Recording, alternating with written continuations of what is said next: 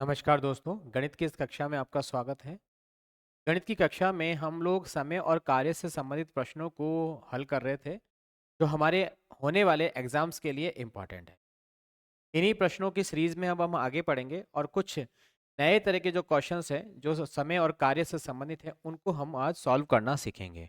और कुछ ट्रिक्स भी मैं आज आपको बताने वाला हूँ, जो कि बहुत ज़्यादा इम्पोर्टेंट होने वाली है। ठीक है, तो वो प्रश्न कौन कौन से हैं, ठीक है, वो देख लेते हैं हम लोग। सबसे पहले क्या है, कल हमने देखा था कि अगर कोई प्रश्न ऐसा दिया हुआ कि एफिशिएंसी निकालना हो एक दिन इकाई समय में, और अगर दिन समान दे रखा हो तो हमने उसका प्लस माइनस का एक फॉर्मूला जो वो आपको दे दिया था। लेकिन अब इसी प्रश्न को सॉल्व मतलब कि दूसरी लैंग्वेज में आपके सामने प्रेजेंट किया जा रहा है। वो कैसा है प्रश्न, वो देखिएगा। यदि जैसे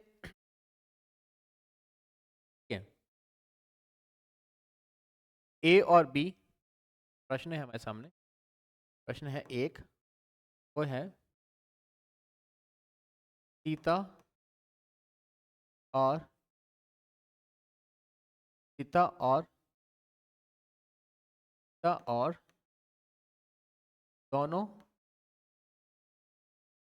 मिलकर दोनों मिलकर दोनों मिलकर किसी काम को दोनों मिलकर किसी काम सीता और सीता और सीमा दोनों मिलकर किसी काम को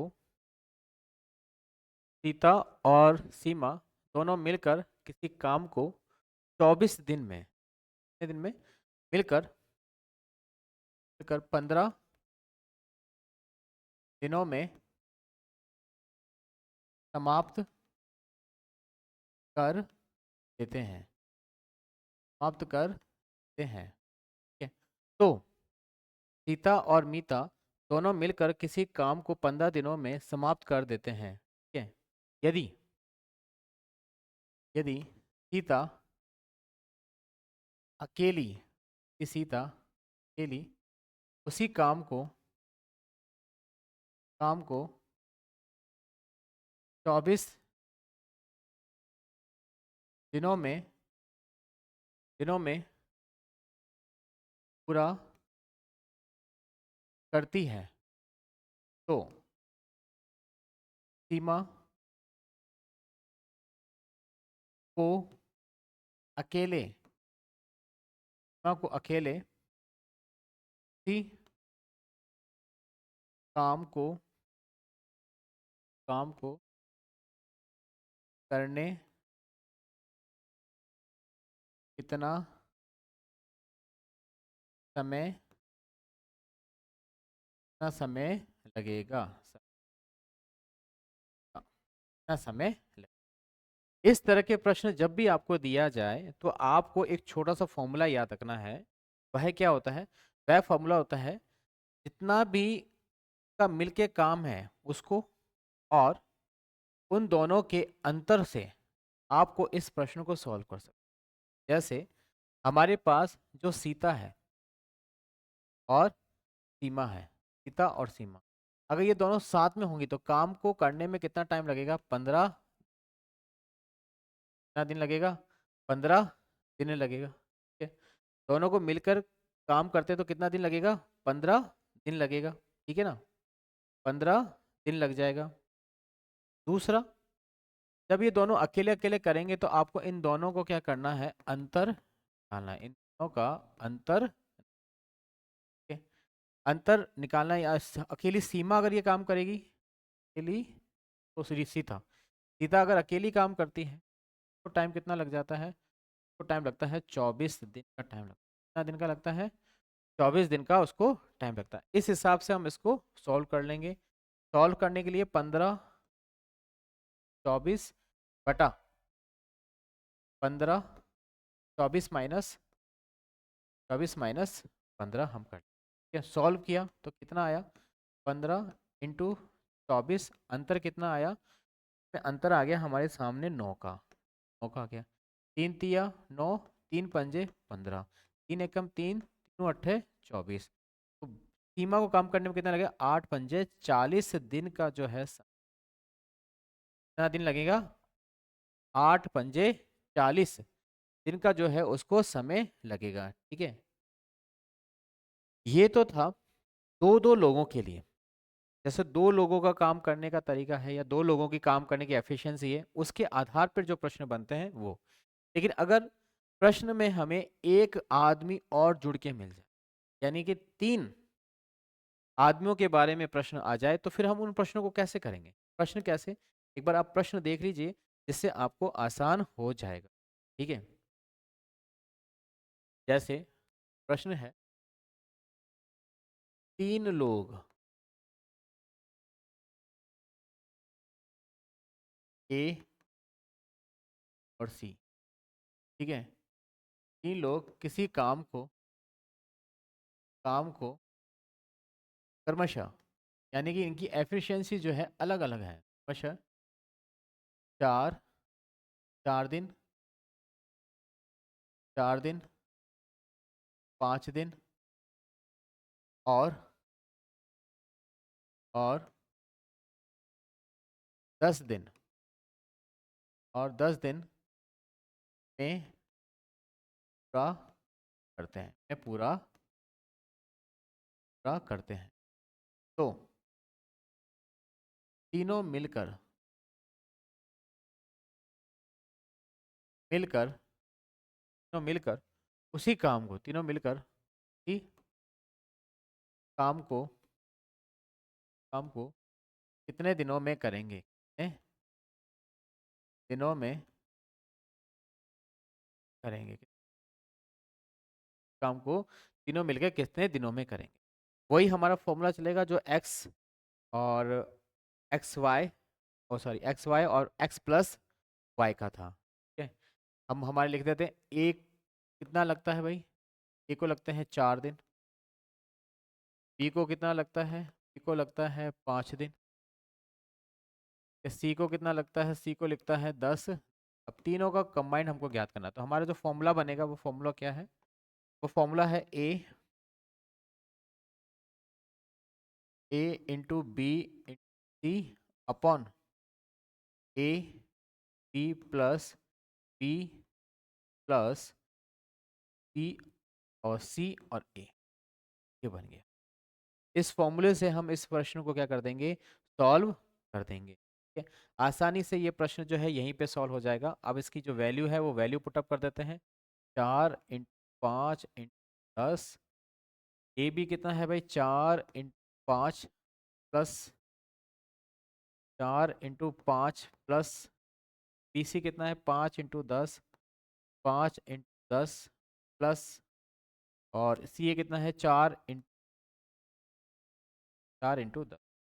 सॉल्व किया, 4 × 5 × 10 बटे में 4 × 5 = 20 प्लस 50 प्लस 40। फिर से सॉल्व किया, 4 × 5 × 10। ये मैं इनको गुणा इसलिए नहीं कर रहा हूँ ताकि मैं अभी यहीं का यहीं काट दूँ। ठीक है, ये कितने हो गए भाई? 60 और 110। चाहो तो आप डायरेक्ट यहीं से भी काट सकते हो, ऐसी कोई बात नहीं है। ये 4 × 4, 4 × 5 = 20, 5 × 5, 5 × 10, 10 × 10, 10 × 4 = 40। को जोड़ो तो कितने आ जाएंगे आपके सामने? यहाँ पर तो आ जाएगा आपके सामने, हाँ आ जाएगा आपके सामने कितना?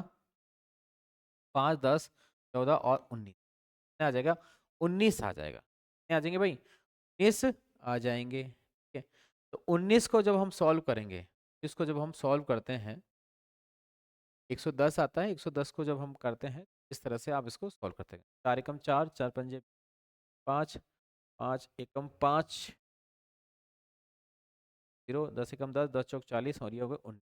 तो जब आप सॉल्व करोगे, वैसे इसको इस तरह से सॉल्व नहीं करके जो है तरीका, इसी तरह से सॉल्व कीजिए इसको। कौन सा है?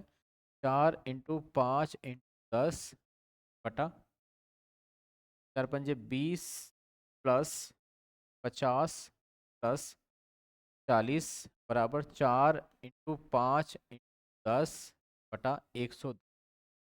इसको जब आप सॉल्व करेंगे तो हमारे सामने आंसर क्या निकल के आएगा? 11 1 बटा 19 आ जाएगा, या फिर हमारे सामने जो आंसर निकल के आता है वो आएगा एक सही 9/11 सही 9/11। तो आप सॉल्व को एक सही 9/11 जो है इसका आंसर निकल। इस तरह से आप इसकी एफिशिएंसी भी निकाल सकते हैं। इस एफिशिएंसी को आप इस तरह से सॉल्व कर सकते हैं। बहुत आसान तरीके से इसको प्रश्न को सॉल्व किया जा सकता है। ठीक है? अब ऐसे ही जो प्रश्न आते हैं वो कुछ और तरीके में कन्वर्ट हो जाते हैं। जैसे अगर उन प्रश्नों को कुछ तरह से मिला के बोल दिया जाए, उन प्रश्नों को जो नए प्रश्न इस पे बनते हैं वो किससे बनते हैं? M1 D1 और H2 के से बनते हैं। इसके लिए जो बातें आपके सामने याद थी उन प्रश्नों को आपको और याद रखना है। कैसे वो देखिएगा। वो ये है, अगर एक फॉर्मूला है जो आपको याद रखना है, वो है M1 D1 और H1 अपॉन W1 और R1 ऑलवेज बराबर M1 M2 D2 और H अपॉन W2 और R2। ये हमेशा बराबर होता है। लेकिन ये है क्या? M क्या है, D क्या है, H क्या है, वो आपको देखना है। वो आप थोड़ा सा याद कर लीजिए, मैं बता देता हूँ आपको। और इसी पे बेस के जो है वो जो प्रश्न है वो हमारे अगले क्वेश्चन। जैसे M बराबर होता है संख्या, जितने भी लोग होंगे। ठीक है? पुरुष या स्त्रियों की संख्या कुछ भी हो सकती है जो M होता है। D होता है दिनों की संख्या। D होता है दिनों की संख्या।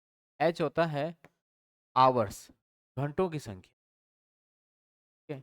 घंटों की, आवर्स क्या होता है? घंटों की संख्या होता है। इसी तरह से W क्या होता है भाई?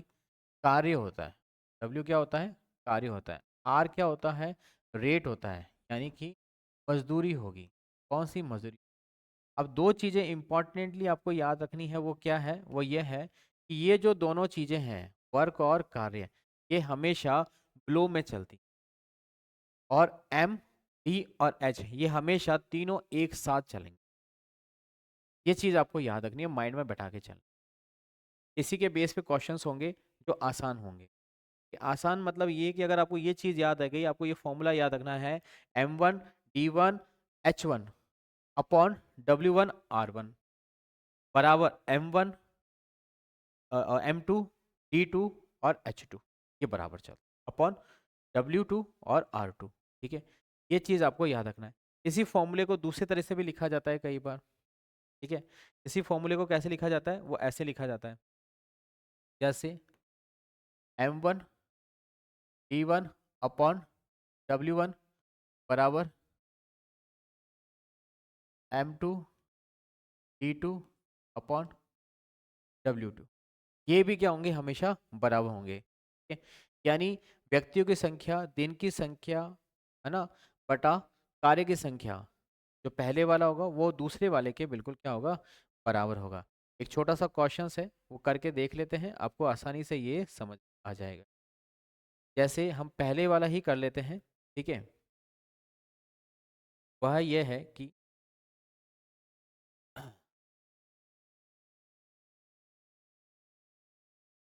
प्रश्न क्या है देखिए।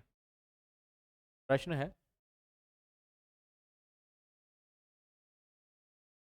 प्रश्न थर्ड आएगा ये, सर उसमें सेकंड।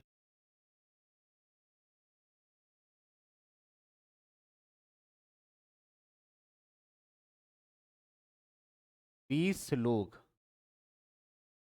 20 लोग किसी काम को, लोग किसी काम को किसी काम को 5 दिन में 5 दिन में कर लेते हैं, 5 दिन में कर लेते हैं। तो तो 10 लोग 10 लोग उसी काम को काम को कितने दिनों में करें? कितने दिनों में करेंगे। हमारा फॉर्मूला तैयार है। फॉर्मूला क्या है? M1। फॉर्मूला कौन सा है? M1, M1 और D1 बराबर बराबर W की जैसे रहने दो, बराबर M2 और D। M1 हमको दे रखा है, M1 कितना है भाई? M1 है 20 गुणा D कितना दे रखा है? 5 दे रखा है। M2 हमको नहीं दे रखा है। M2 दे रखा है क्या? हाँ भाई, M2 दे रखा है हमको। कितने? 10 लोग दे रखा है। M2 कितना दे रखा है? 10 लोग दे रखा है। हमें D2 नहीं दे रखा है, तो हमें D2 निकालना है। तो D2 बराबर 20 इंटू 5 यानी M1 D1 अपॉन M2। 10, 10 एकम 10, 10 दूना 20। कितने दिनों में कर लेंगे? 10 दिनों में कर लेंगे। 10 दिनों में आसानी से ये प्रश्न आपके सॉल्व हो गए। लेकिन ये जो प्रश्न था ये तो M1 और D1 तक ही M1 और D1 तक ही क्या था? सीमित था। अगर इसी प्रश्न में आपको और जोड़ दिया जाए, घंटे जोड़ दिया जाए, तो फिर आप उन प्रश्नों को कैसे सॉल्व करेंगे? देखिएगा प्रश्न क्या है। प्रश्न है 40 आदमी 40 आदमी 40 आदमी किसी काम को 40 आदमी किसी काम को आदमी काम 12 घंटे प्रतिदिन 12 घंटे प्रतिदिन काम करके 12 40 आदमी किसी काम को 12 घंटे प्रतिदिन काम करके करके 25 दिन में 25 दिन में पूरा करते हैं पूरा करते हैं। तो यदि समय को कम कर दिया जाए, यदि, तो 8 घंटे प्रतिदिन 8 घंटे प्रतिदिन काम करके 8 दिन 8 घंटे प्रतिदिन काम करके 20 दिनों में काम पूरा करने के लिए पूरा करने के लिए कितने लोगों की आवश्यकता होगी? कितने लोगों की आवश्यकता कितने लोगों की आवश्यकता होगी? कितने लोगों की आवश्यकता होगी? फॉर्मूला हमारे सामने तैयार है। कौन सा है? M1 D1 H1 बराबर M1 सॉरी M2 D2 और M1 क्या है हमारे सामने? 40 है। D1 क्या है हमारे सामने? 12 है। H1 सॉरी D1 कितना है? D1 है हमारे पास 25 है। और H1 कितना है? H1 हमारे सामने 12 है। M2 कितना है हमारे सामने? M2 M2 जो है हमारे सामने मैन वो नहीं दे रखा है। M2 हमको नहीं दे रखा है। दे रखा है D2 दे रखा है हमको 20 दे रखा है। आवर दे रखा है हमको 8। हमको M2 माइनस निकालना है। तो M2 बराबर 40 इंटू 25 इंटू 12 बटा 20 इंटू 8। 20 इंटू 20 से कम 1 20 गुना 40। 4 दूनी सॉरी 2 एकम 2 2 चौक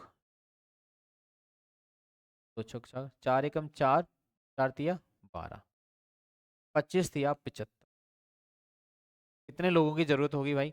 75 जो है हमको लोग चाहिए होंगे। 75 लोग अगर 8 घंटे काम करेंगे तब जाके वो काम कितने दिनों में कंप्लीट हो जाएगा? 20 दिनों में कंप्लीट हो जाएगा। ठीक है? इस तरह से ये जो प्रश्न है सॉल्व हो गया। आसानी से हम इस प्रश्नों को सॉल्व कर सकते हैं। ठीक है, ऐसा ही प्रश्न मैं आपके सामने एक और लेता हूँ, देखिएगा, याद होना चाहिए आपको। प्रश्न है 5। 22 आदमी 22 आदमी 22 पुरुष है भाई। 22 पुरुष 22 पुरुष जो है किसी काम को 18 दिन में करते हैं। 22 पुरुष आदमी किसी काम को 18 दिन में का करते हैं, ए, पूरा करते हैं, पूरा करते हैं। 22 आदमी किसी काम को 18 दिन में पूरा करते हैं। यदि पूरा करते हैं, यदि उसी काम को यदि उसी काम को यदि यदि उसी काम को 12 दिनों में, यदि उसी काम को 12 दिन में, काम को 12 दिन में 12 दिन में 100 रुपए प्रति आदमी की आदमी की दर से भुगतान किया या जाना हो जाना हो तो कितना व्यय आएगा, कितना व्यय आएगा। देखिए, अब यहाँ पर इन्होंने क्या करा है, हमसे आदमियों की संख्या नहीं पूछी, हमसे इन्होंने पूछा है कि अगर जो काम 22 आदमी मिलकर 18 दिन में कर रहे थे, वही काम मेरे को जो है 12 दिन में करवाना है, और 100 रुपए प्रतिदिन मुझे मजदूरी देनी, तो मुझे कितने लोगों को कितनी मजदूरी देनी पड़ेगी, तो कुल कितना खर्चा आएगा वो पूछ रहे। एक आदमी का खर्चा बताया उन्होंने 100 रुपए प्रति आदमी, ठीक है, तो कुल आदमी कितने लगेंगे तब जाके तो खर्चा निकलेगा। तो आदमी निकालने के लिए हमको क्या करना है, वही M1 आदमी है, D1 भी है, बराबर M2 और D2। M1 कितना है भाई, 22 है। D2 कितना है, सॉरी D1 कितना है, 18 है। M2 कितना है, M2 हमको नहीं पता, M2 हमको नहीं पता, लेकिन हाँ हमको D2 पता है। D2 कितना है, D2 है भाई 12।